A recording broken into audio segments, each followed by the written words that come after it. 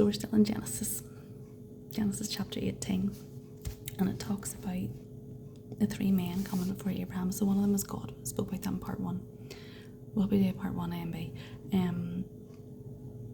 One of them is God, and the other two are angels. And how we know that is, well, firstly, they're described as men.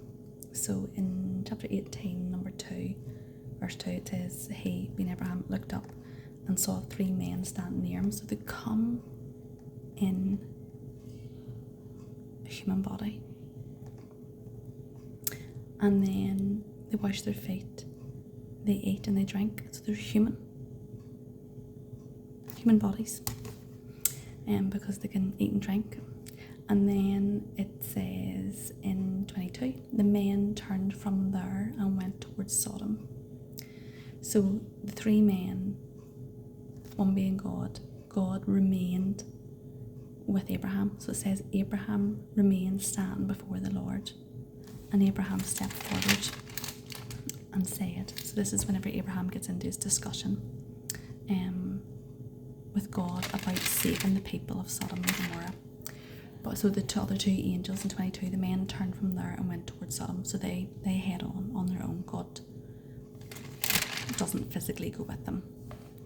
God is with them, okay, but he doesn't physically go down in its human form with them. His spirit is gone with them. So angelic beings have a lot of power. God gives them a lot of power and authority. It says in one verse, I'll put the verses down below, God gives his angels charge over you. So you have a free will, but they have got a godly authority to help you, protect you, fight for you. And then I think my pastor was doing a sermon on angels a wee while ago, and he said that I think there's possibly 600 odd mentions of angels in the Bible. When I put the word angel into the Strong's Concordance, it came up at like 290 odd through various passages. Actually, the majority of books in the Bible speak about angels. Revelation being the most, I think there's about 50 mentions, and this is from the Strongs. I don't know how else to look at this. And then in Judges, there's quite a lot of mention of angels as well. So that's just a FYI. So these two angels come as men. And then if you go into chapter 19, the change, so I don't know, they come as men. And I still think, because it says the two angels entered Sodom in the evening as Lot was sitting at Sodom's gate. So I don't think they went from the human form to angelic being. I don't think we can physically see angels in their spirit form in the natural. It says in the Bible, be careful who you entertain in your house, because you will never know if it was an angel. I'll get that scripture as well. So the Bible here is saying that these men came in a human form, in disguise. I suppose that people would accept them, and it says that Lot seen them and he got up to meet them and he bowed with his face to the ground. So it's the same thing as Abraham done. So Abraham must have known there were angelic beings or God. He must have, because Lot's recognised him too, and he's done the same thing. And I think Lot does recognise that these are angelic beings or something more than just human, because it says here, my lords, turn aside to your servant's house, wash your feet, spend the night, and then sure, when you get up in the morning you can go on. And they were like, no, we're on a mission. We'd rather spend the night in the square. But Lot knew what was going to come. Lot knew what was going to happen, because he lived in the city and he knew what it was all about. And it says he urged them so strongly that they followed him and went into his house. So he prepared a feast and baked bread for them. They ate again. So they're eating, their human form, they're eating. And before they went to bed, so they went to sleep. They were going to sleep. So again, in the physical body, they must have to sleep. I don't know. The men of the city of Sodom, both young and old. This blows my mind when I ring this. Both. This is with God says the sin is so immense. This is what he's meaning. So both young and old, the whole population surrounded Lot's house. Because the two men, they seen the two men go into his house. Fresh blood, or so they thought. And they called out to Lot and said, "Where are the men who came to you tonight?" So even they recognised them as men. They didn't recognise that they were angels, otherwise they wouldn't have done what they're about to do. Send them out to us so we can have sex with them. So this is where the word sodomite or sodomization comes from. It's talking about unnatural sex that God did not design us to do. It says that in the word. I believe it, and that's why I'm saying it.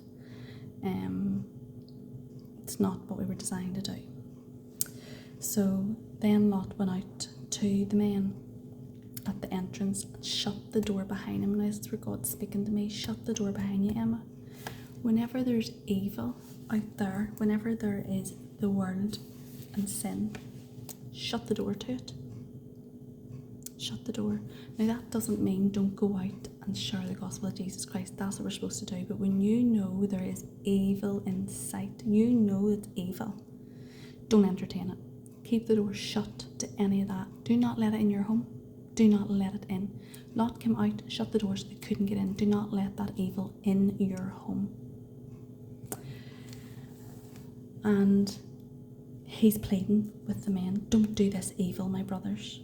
Look, I've got 2 daughters who haven't had sex with men, they're virgins. I'll bring them out. You can do whatever you want to them. However, don't do anything to these men because they've come under the protection of my roof. So, God help Lot. He's trying to protect the angels. The angels can protect themselves because wait do you see what they're going to do. And that's also, I'm seeing Lot like as in our prayers. So when you close the door, you pray, and that stops anything entering your home. And then he's saying that the protection, those men are under the protection of his roof. So we pray, we're under the protection of God. And then they crack up. They're like, get out of the way, they said. We do hear this here. This boy over here came here as a foreigner and now he's trying to judge us and tell us what to do. Now we're going to do more harm to you than what we're going to do to them. Threatened him. And sometimes we as Christians get threatened. Can even be threats from our family members, things like that. But protected at all sides. Because this is where the verse of God gives his angels charge over you activates. It's like, Holy Spirit, activate. But the angels reached out. So they opened the door, reach out, grab Lot in to the house with them, and the angels shut the door. So don't go out and try and barter with evil spirits. Don't go out and try and do this on your own strength. You need the help of God. His power, his might, his angels are powerful and they are mighty. And this is a type and a shadow of that. Don't do this on your own. It's not going to work. You need God. So that's fine. They shut the door. God will shut the door. And then I had a dream about this word dazzle, okay? So if you want to go and look at that there, I think it's on the title. And the angels struck the men who were at the door of the house, both young and old, with a blinding light that they were unable to find the door. So I don't know whether it doesn't say they've come back out again. I think when they've put their hand out to grab Lot in, the glory of God, it's the glory of God, these angelic beings. They're so bright. Angels are always angels of light. They're not dark angels. Any pictures with dark angels, that's sin. That is not God's angels. God's angels are bright, white, full of glory, full of might, power, dazzling. I don't think, like when Gabriel went to Mary, she couldn't look at him. Whenever the angel appeared to get in, they couldn't look at them. They fall on their face. They're so... I think you know when you know. I think you know when it's an angel in their angelic form, because you can't stand in their presence. It's the presence of God, not the angel, the presence of God. And they blinded these men with their light. So I don't know, did they decide to come out of their physical body and display their sort of the glory of God, their bright white light? I don't know, but they blinded them. They couldn't see. And then the angel said to Lot, this is where it gets real serious. Do you have anyone else here? A son-in-law, daughters? Who have you got? Who have you got? Come on, get them. Anybody else in this city who belongs to you? Get them out. Get them out of this place now. So the angels had enough. The angels had gone forward and had checked out. God had sent them. God had come to see what was going on. God sends his angels to see what's going on. And actually, I wrote this down as well. This is how God sees everything. God's on his throne. That's how he's omnipresent. His angels do the work for him. Different angels, all sorts of angels doing all sorts of different things. There's angels just there to worship him. That's it. Love it. Just, you're going to be one of them angels that's going to bow down and worship and sing to me all day. That sounds great. That'll do. And Gabriel, I'm going to make you send all the messages, and you're going to go and be a spokesperson. You're going to tell people really important stuff that I need you to do. And Micheal, going to give you a cracking sword. You're going to go and fight. I need you. You're a warrior. I have a lot of stuff, minions that the devil has. You're going to go and sort that out for me, aren't you? Okay, great. And then Uriel does something different. I can't remember what he does. Uriel definitely... We'll have to look that up. So we will. Uriel's another one. And then I think there's like angels under them again, and I don't really know. It's crazy. But it talks about there's warring angels too, and there's the angel of death. The angel of death goes past the Israelites in Egypt, and that's when all the firstborn sons die. But because the blood sacrifice is on the door, the angel of death passes them by. Goodness, imagine being the angel of death. And also, warring angels talks about them in Revelation. And then these ones here, these ones stuck out to me. It talks about Zechariah 4 and 10, and then 2 Chronicles 16 and 9, angels that roam the earth, so the four corners of the earth. And the angels go to and fro, and they just watch. They're just watching everything, and they report back to God whether there's peace or what's going on. So that's what I've read about angels. But these boyos here were sent on a mission. So they're saying to Lot to get everybody out. So Lot went out and spoke to his son-in-laws who were going to marry his daughter, so they weren't really, they must have been betrothed to them. He says, get up, get out of this place, for God's going to destroy the city. But they thought he was joking. They laughed at him, so they didn't get out. And then again at the crack of dawn, the angels urged Lot, get up, take your wife, your two daughters, you're here, or you'll be swept away in the punishment of this city.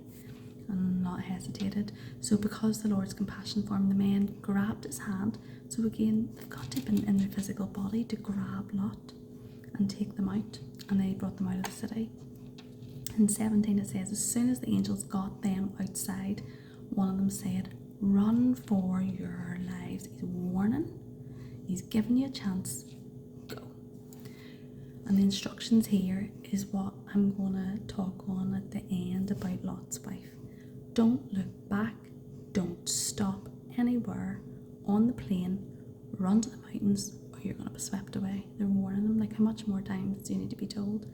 And then Lot's like, no, you show me great kindness by saving my life, but I can't run to the mountains because disaster will overtake me and I'll die. So again, there's a smaller town called Zoar, and the angels allow him, permit him to go there. And then the angels say, all right, I'll grant your request.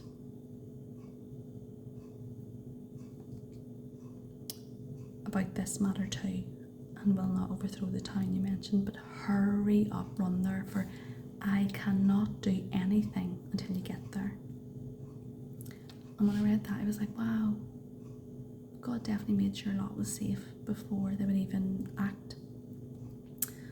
And that to me sounds like God has given them instructions. Release Lot, get him to safety, but don't do anything till he's far enough away. Because it says, for I cannot do anything until you get there. These angels were sent to destroy Sodom and Gomorrah. It's their job. One word from God and it's done. God can do that if he chooses, because he made it. Who are we to tell God what to do? You can read that in Job. Blow your mind. So the angels were restrained until they were in safety, and that just speaks of God's protection and his compassion as well. And then the sun had risen over the land when Lot reached Zoar, and then the Lord rained burning sulphur on Sodom and Gomorrah from the Lord out of the sky. Now, funny enough, last week this wee thing came up on my YouTube, and it's this researcher, and he works closely with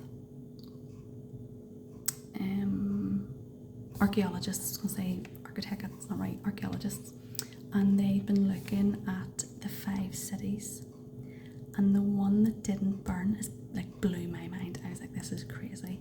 The one that didn't burn down was Zoar, and it took rocks from each of those cities' ruins and then they set them on fire, and every single one of those rocks burned except for Zoar.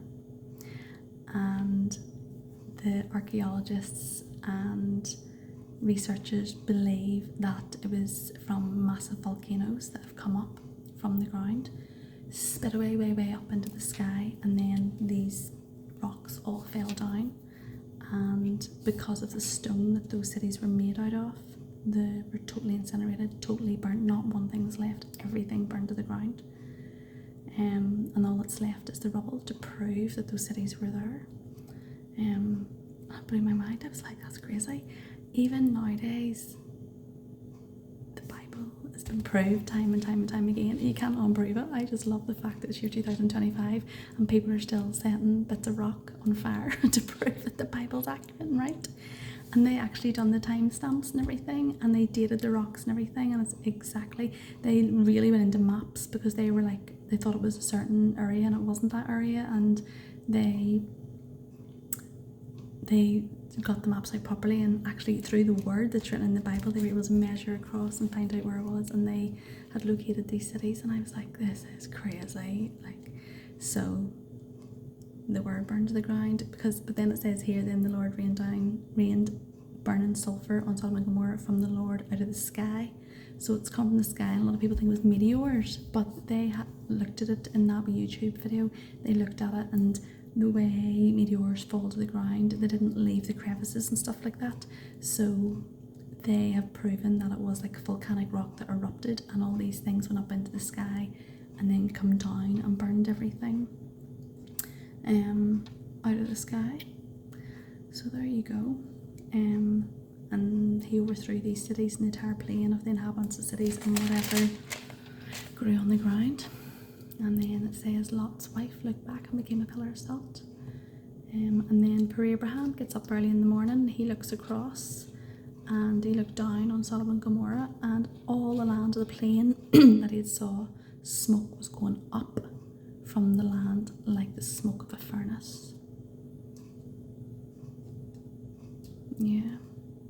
It doesn't say where the angels went to after that or anything like that, but angels are class, and they are always on missions by God. They don't speak of themselves, they only do what God tells them to do. And I'd also had a dream a couple of months ago, and I put it up as a video, and about the dream that I had with Jesus on the roller coaster. The angel, like, I believe he's my angel in my dream, and he has such a personality, and to me he was a man but a bit bigger, but I knew he wasn't human, but he had a human body. He didn't have rings or anything, he had blonde hair, just like slightly larger man, and that's how I seen him in my dream, and I knew he was an angel, and anything that Jesus told him to do, he went and done it straight away. He just hangs about waiting for God to speak. He doesn't do anything of his own accord. It's every word from the mouth of Jesus. He went and done it like that. No arguments. Boom, done. So it's really interesting. We looked at that. God always sends warnings, always sends messages if we would just learn to hear his voice by his spirit. You just never know whether you've met an angel or not. And I believe I have once. Me and my husband were up at there's like a monument locally beside us, and we'd gone up to the monument. It was a Sunday and we were really quite struggling, and we were hemming and hawing about going to church, and we were sort of falling away at this time. And we'd taken the kids and the dog. We had a beautiful husky dog, and we had gone up to this monument. It was busy, it was really sunny, and this man was there with his car, and his boot was open, and there was loads of stuff in his car as if like he was living out of the car. He's a really lovely man. And we got the dog out, and the dog went over to him and sat down in front of him and just looked at him, and I was like, this is bizarre. And then he started talking, and it's what he said. He says, isn't that just a beautiful creature that's been made? Isn't she beautiful? And I was like, why use those words? What about, isn't that a lovely dog? You know, is it a girl or a boy? It wasn't like that. It's the way he said it. And he just leant back and sat on the boot of his car, and my husband was speaking to him. He's like, yeah, she's lovely. And he's talking all about the dog. And he says, what are you doing up here anyway? And we were like, oh, it's just a good day or whatever. We never said, like we should have been at church because it was Sunday. And he said that to us. He says, you know, go to church. And we were like, yeah, we do. And we just haven't went today. And we started asking him, and like when we said that, we had such conviction. And when we said to him about where did he go to church? Does he live local? He was like, no, I just live out of my car. I just travel back and forward. Just do whatever. He was really vague, really, really vague. And he was just different. He was just different. And I sat there like, this is bizarre. And anyway, we left and went down. And I never said nothing to my husband. And as we were travelling down back home again, I says, Philip, I says, see that man? And he went, yeah. I was like, do you think he was an angel? And Philip turned to me and he says to me, yeah, I do. And I was like, no way. I was like, that was just the bizarrest experience. It's the way he talked about the dog. He says, Emma, I thought the same thing. And I always think back about that. And he was an older man with longish hair and jeans and a t-shirt. Wee bit of a beard, I don't know. He just looked like a man. But his spirit was different. And the way he spoke was different about creation. So, I don't know. I believe that.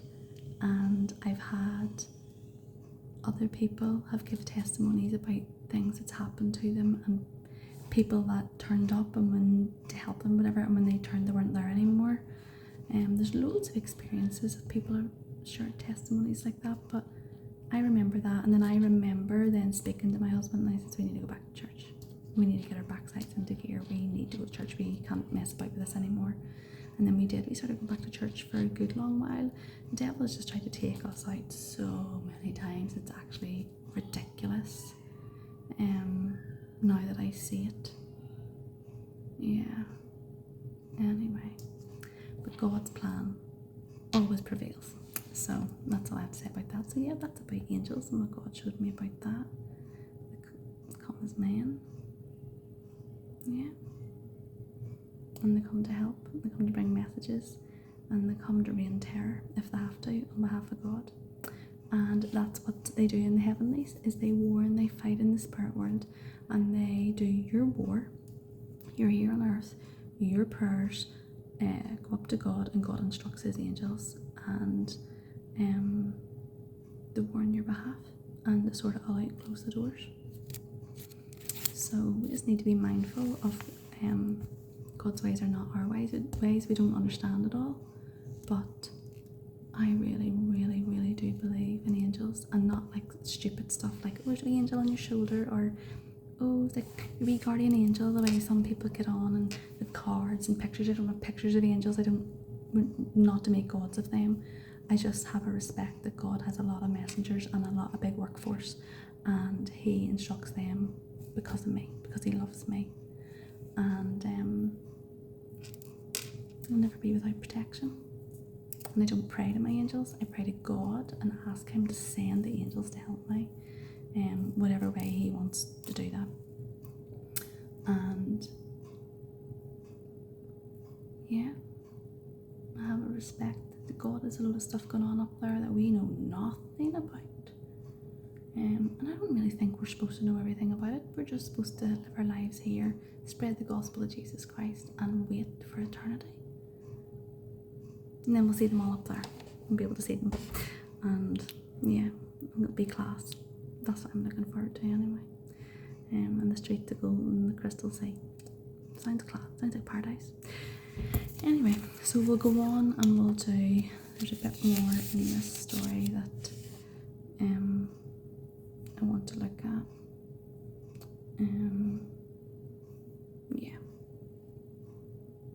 Yeah, we'll talk more later.